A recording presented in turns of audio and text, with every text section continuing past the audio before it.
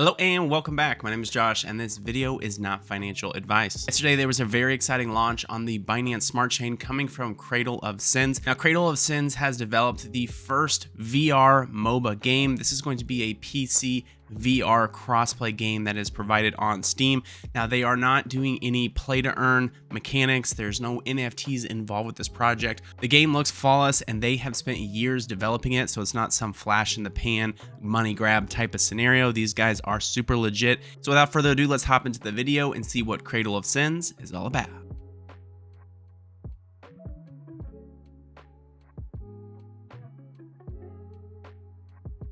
Taking a look at one of their trailers. Again, this is a VR PC crossplay MOBA game that will be on Steam. They are first and foremost focusing on creating a fun game rather than just a money grab like you see oftentimes in blockchain games. The graphics, they're using Unreal Engine 5 and they have a quite large development team. The graphics are absolutely insane, and there's going to be multiple different modes for you to play within this game. Their native token ticker is COS. This was just launched on the Binance Smart Chain, and with this token they also have their staking live now as well. If you're going to be a long-term investor in this project, definitely looks super fun. For the Cradle of Sins token, we have currently sitting at $3.6 million market cap according to PooCoin. They are already listed on CoinMarketCap as well. You can see since their launch, they have gradually increased, of course, an initial pump and then a correction, and we have solid movement thus far. I think this is the type of project though, especially as this game becomes more and more popular, again because they're focusing on the fun aspect instead of trying to gather as much funds as possible. I think this project has a ton of long-term potential. The project has been audited by Certic and they recently were trending #1 on DexView. So again, a lot of good signs. This has all been happening within the last 24 hours, and it just seems like there is a nice amount of hype being generated behind this project. It's one of those things where in the Binance Smart Chain, it's not every day that you see such a legitimate project crop up and the ability to potentially invest at a lower market cap value. And currently sitting at, according to PooCoin, 3.6 million. That is considered low in the grand scheme of things, especially when you consider other either play to earns or other gamefi type games within the Binance Smart Chain. I could definitely see a situation where Cradle of Sins has a much higher market cap, and that's why I think personally that this is a good time to jump on board with such a solid development team and gaming concept behind this project. Now heading over to the website, here we have Cradle of Sins. Go ahead and join that Telegram as I mentioned before, and they have the playtest on Steam. The playtest is coming in April.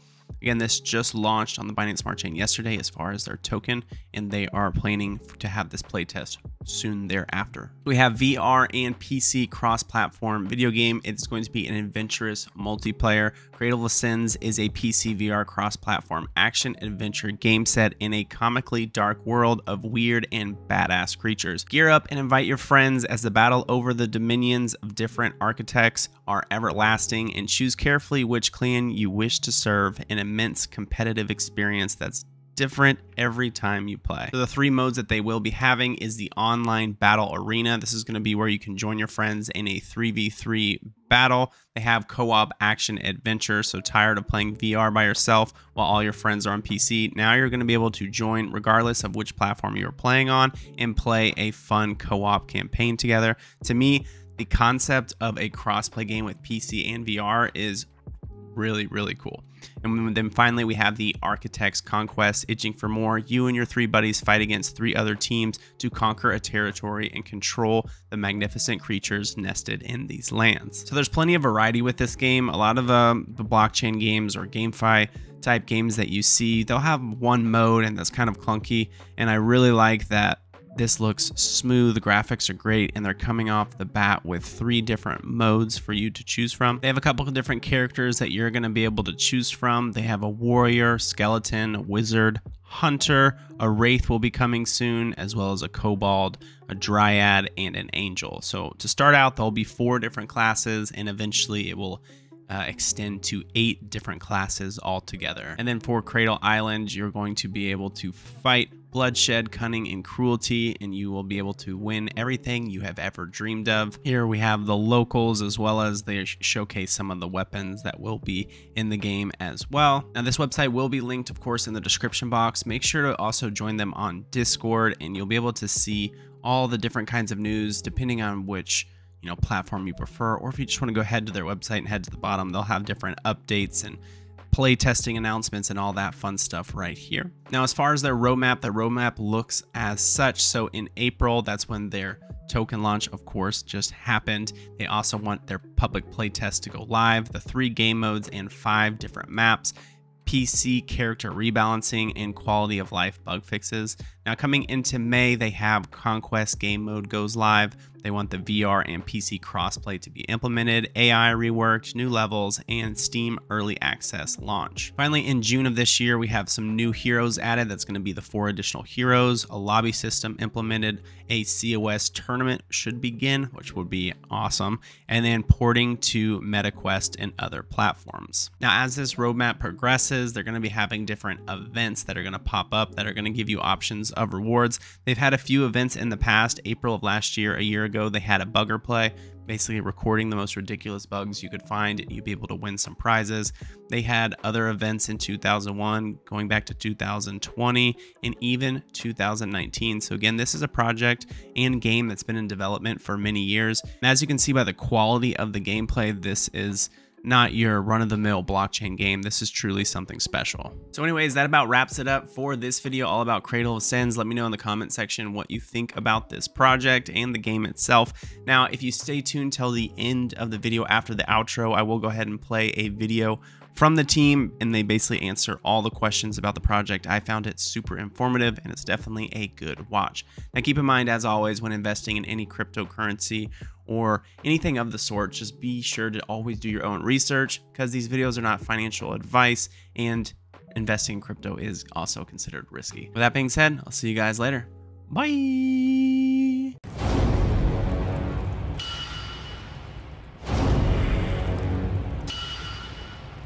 Cradle of Sins is MOBA, actually. It started everything with MOBA. We wanted nice multiplayer, we wanted abilities, and yeah, we wanted this experience to bring this into VR, and that's where everything started. In terms of inspiration, Cradle of Sins is a result of our shared passion for games. We drew our main inspiration from MOBAs, but as development evolved, so did our vision.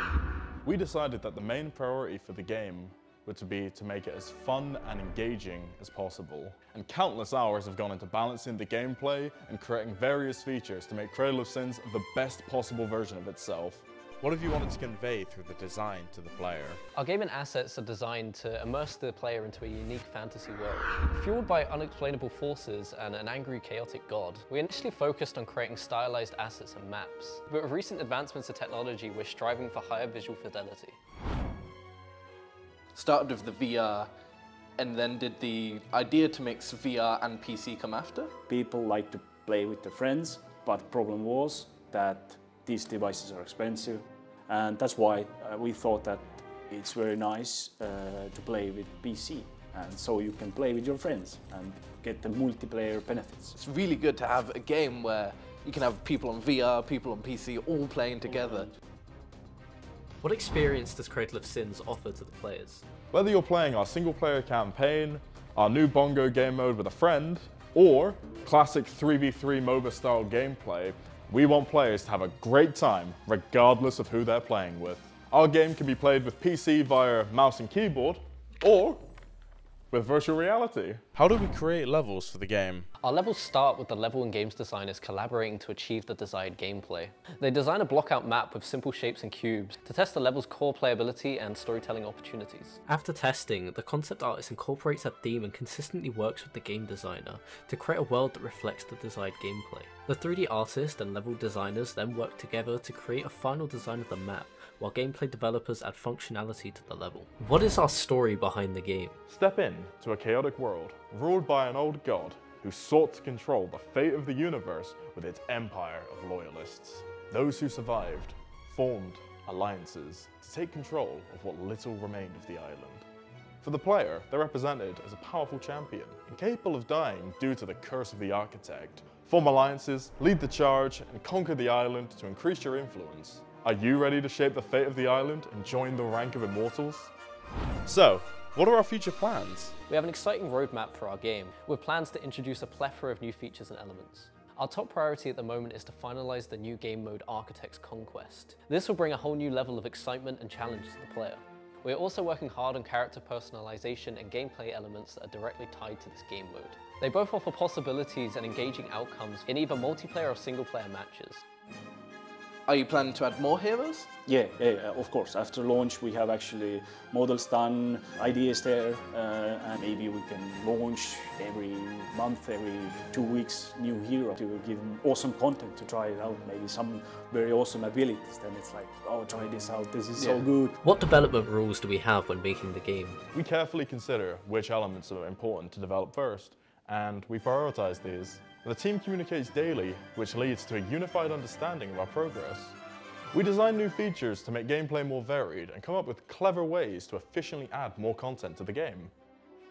First, we started with a smaller group and we started in studio. But if we had to hire more professional guys, then it was like borders are limits. And Corona hit as well. And we hired a lot of people. Then we saw that, okay, now there is people from America, there's people from Netherlands, and we can't come together anymore. How do we execute adding things to the project? Let's take, for example, creating a sword for the PC character. The head's games designer notes the need for a new melee weapon. The idea is then discussed with the manager and the concept artist to determine the feasibility. The concept artist then finalizes their piece and hands it over to the 3D artist to create the mesh. Sometimes a material artist is involved in painting the skin for the asset. This is then finally brought into the game. The designers implement the appropriate characteristics, with visual effects implemented by the VFX team. Once complete, the weapon is finally ready to use within the game. How big is the marketing for this project? The quality of the game is the most important thing. If the game's not good, no one will play it. Effective marketing is just as important. So we're trying emergent approaches, such as our upcoming YouTube show, which shows off game development, player testing, exciting competitions, and more. This will lead to a fun viewing experience to promote our game. Production quality of the show is also quite important to us, so we'll be utilizing Unreal Engine 5 for virtual production to add a layer of immersion to our project. So where, at the moment, are you in like development? Like how far away from launch are we?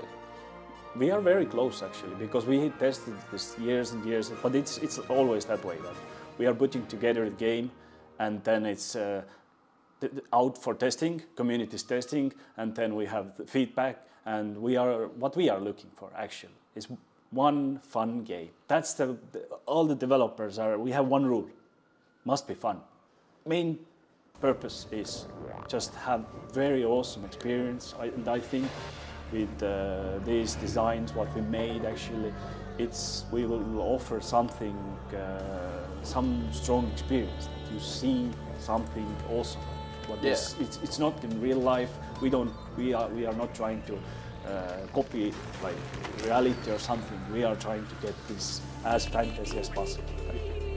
Yeah, so like what are the plans for, after you launch? Are you going to be adding new content? Are you going to be adding new game modes, new characters? Yes, of course. That's our priority number one.